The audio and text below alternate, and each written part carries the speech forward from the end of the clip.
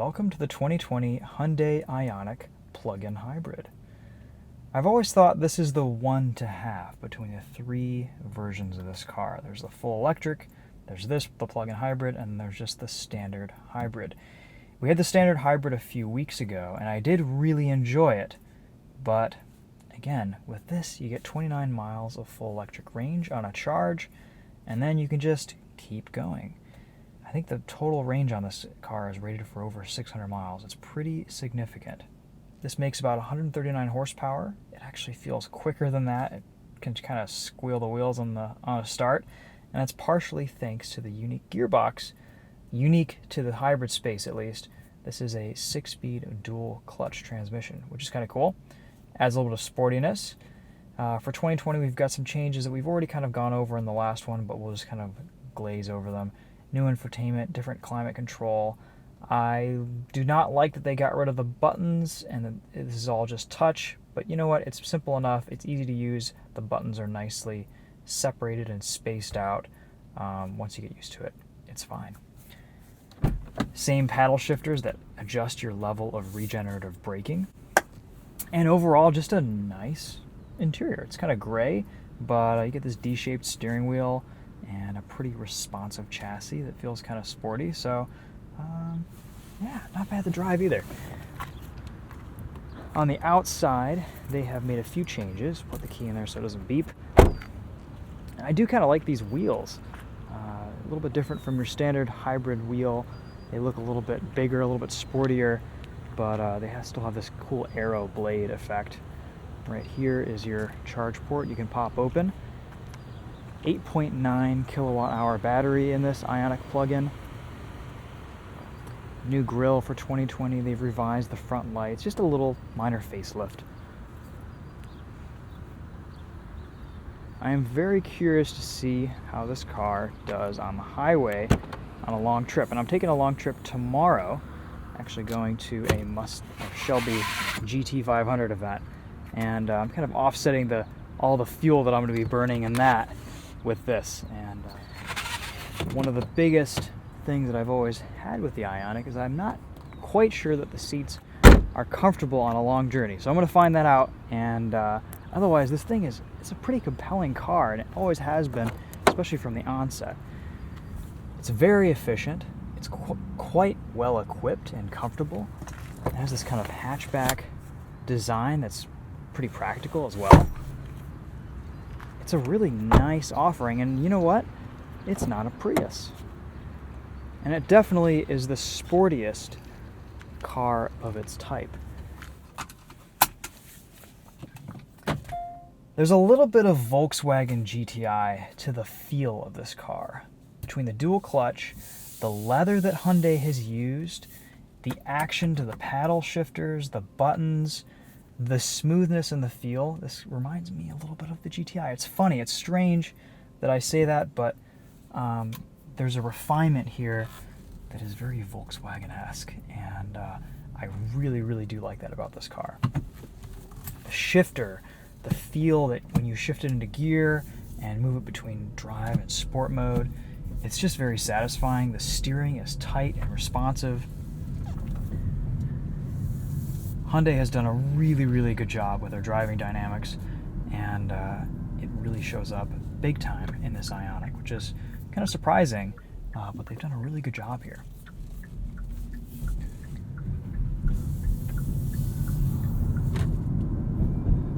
So right now, there are a few different drive modes. There's automatic mode, which will automatically change between hybrid and electric, depending on the driving scenario. Hybrid mode, which is just acting like a hybrid vehicle. The engine will kick on when you put down more power. And then there's full electric mode that will give you more electric power, but if you floor it, the gasoline engine will still kick in. Let's put it in automatic and sport mode and see what happens at the stoplight. Wheel spin in a hybrid. And there's 50 miles an hour. Pretty impressive.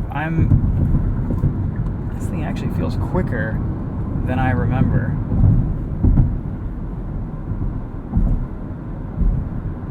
That's a good amount of power. It's not like an electric car. It's not like the Bolt or its electric competition, but it's no slouch. And the fact this is a dual clutch adds just a little bit of sportiness, which I think is pretty cool.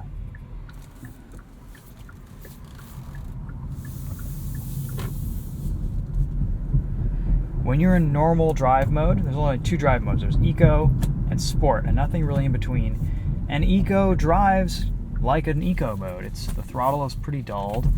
It takes quite a bit of accelerator pedal input to go anywhere. But you know what? It encourages you to drive efficiently, and that's really what this car is all about. It's an Eco car. So you get quite a bit of acceleration just from the hybrid battery alone. And then once you pass a certain threshold, the gasoline engine will kick on.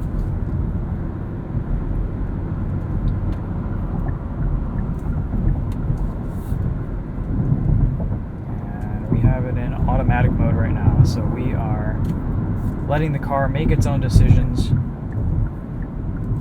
as to how to give us power.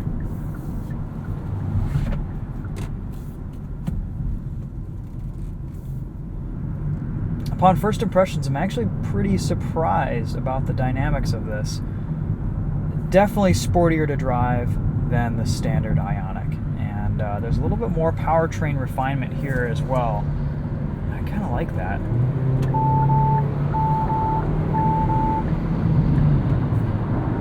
The thing I like about this Ioniq is that you could drive this like a complete hoon and still probably get 50, 70 miles to the gallon if you plugged it in every night. On a long road trip, you're going to average probably about 50, 52, but ultimately, this is great. Let's see how it does around this corner here. Really nice mechanical grip, just needs some sticky tires. You'd have an autocross hero. The steering is reasonably communicative. You get a little bit more communication from the tires. They do make quite a bit of noise, and these being Eco tires, they're pretty easy to break loose. I'm really surprised about the acceleration though. One complaint I had about the standard Ioniq that holds true here is just the regenerative braking. It's not quite a progressive off for the regen, it's kind of an on-off switch, so I've tended to drive with it off, but at least you have the option. And you can use the paddles like shifters to downshift or slow down the car progressively.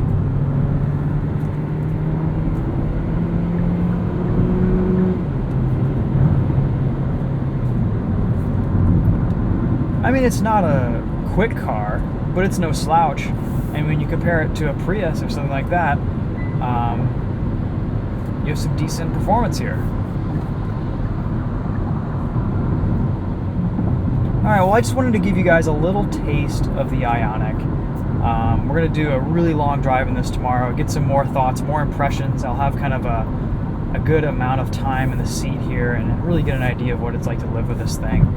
There's also a highway driving assist mode that seems to work pretty well. I'm not sure if I'll love it or hate it by the end of my journey, but we will find out. I'll probably just end this video right here and let's do a sound test. This is a good opportunity to do a sound test. It's a nice evening. Let's go into our audio tracks and hit that one more time here. This does have the premium audio system. Harmon Kardon. Sounds very nice.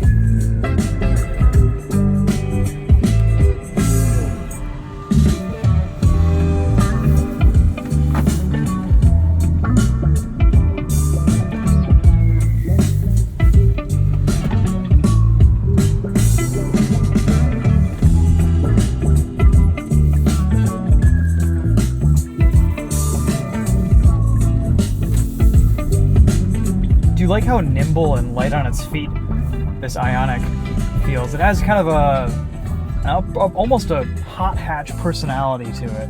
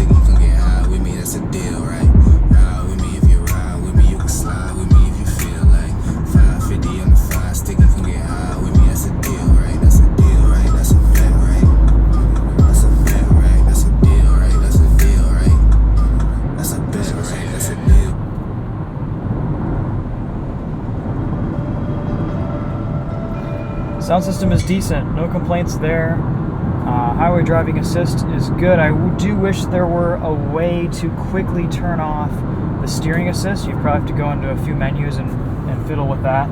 But I will say it does work really well. It just doesn't avoid potholes, stuff like that. But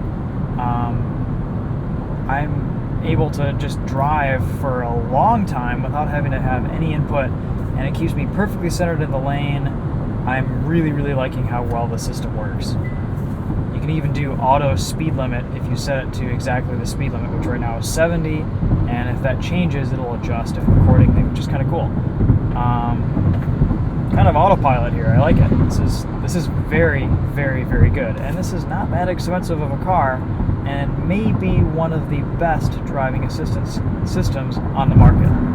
There it is, prompting me after about 30 seconds or so to put my hands back on the wheel. But really, this would take a lot of fatigue out of long road trips. I'm noticing a little bit of noise on the highway, but yeah, we'll see how it does tomorrow. Driving at about 550 miles, so really curious to see how I feel about this after some more seat time. Until then, thanks for watching, guys. We will see you in the next video. Take care.